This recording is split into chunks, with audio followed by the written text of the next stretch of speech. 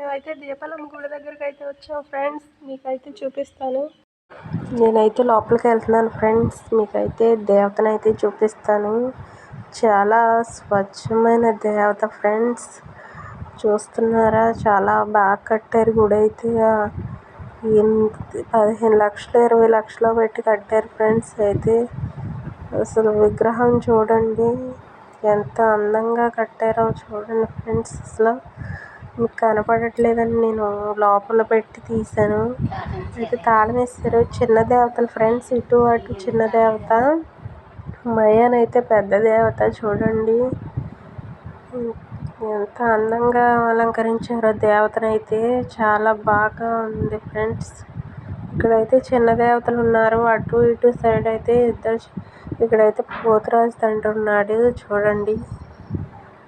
Like చేయండి friends, share చేయండి.